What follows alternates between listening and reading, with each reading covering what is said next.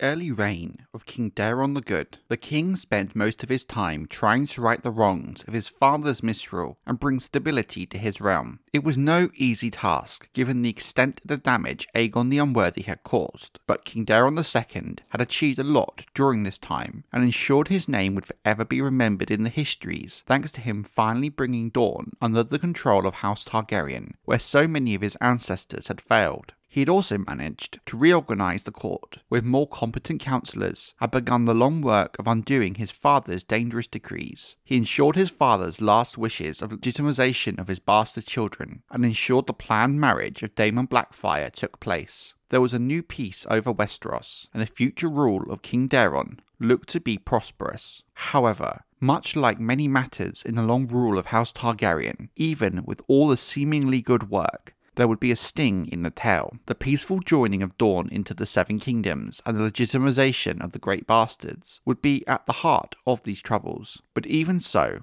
at the time, the realm had been stabilised, and King Daeron became known by the lords and small folk alike as Daeron the Good, a name that had stuck throughout the pages of history.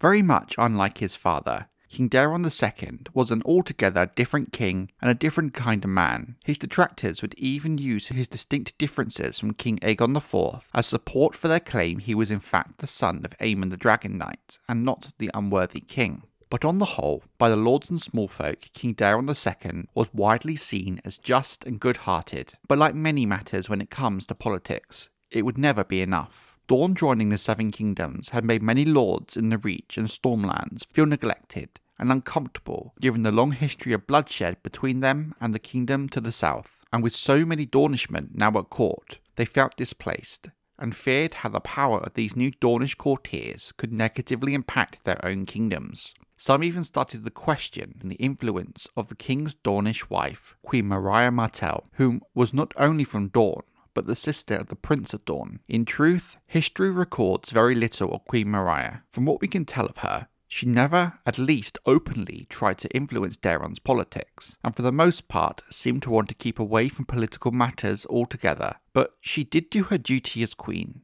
and provide the king with sons and heirs, which in turn caused more misgiving among some lords, who argued that the future king of Westeros would be half Dornish, and thus would always have a preference to his mother's people, rather than his other subjects. In turn, it would help fuel the bloody events that were to come. The issue of the Dornish influence is an interesting matter, with two very well-reasoned arguments. On the one hand, the fact there was more Dornish men at court, the queen being Dornish, and the king's sister being married to the Prince of Dorne, it is natural that the Dornish would now have more influence and power in Westeros. And over the course of the early reign of Daeron, it may have actually been a necessity to ensure a smooth transition of Dorne being an independent principality into joining the realm of House Targaryen, as in truth, it was never as simple as agreeing terms and making it so. It took time and hard negotiation, but it's vital to remember that among the lords of the Reach and Stormlands, who had spilled blood in defence of the kingdoms for thousands of years, and then for House Targaryen along the southern border with Dorne, worry and suspicion was always going to be inevitable.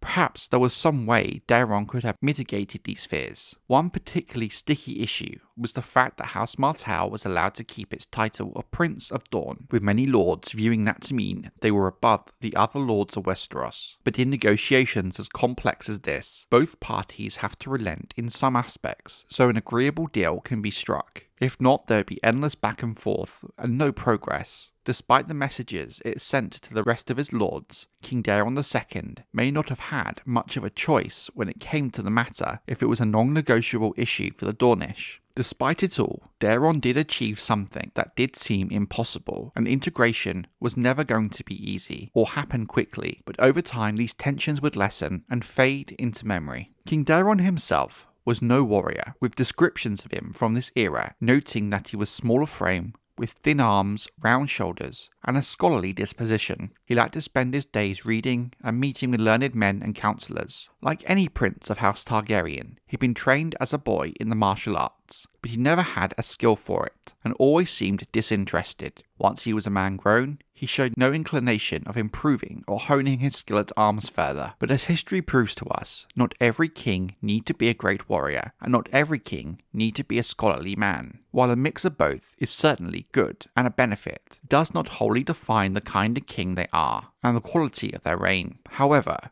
2 of Daeron's 4 sons seemed all that he could have wished for in a knight, lord, or heir. Perhaps some of the finest warriors that had graced House Targaryen since Aegon's conquest all those years ago. The eldest, Prince Baelor, won the name Breakspear at the age of 17, following his famous victory at Princess Daenerys' wedding tourney. He defeated Daemon Blackfyre in the final tilt, and his youngest son, Prince Maekar, seemed like to show similar prowess at arms. Little could anyone have known at the time, but the sons of King Daeron the Good would all play a vital role in the history of Westeros, and have a huge influence on the events to come.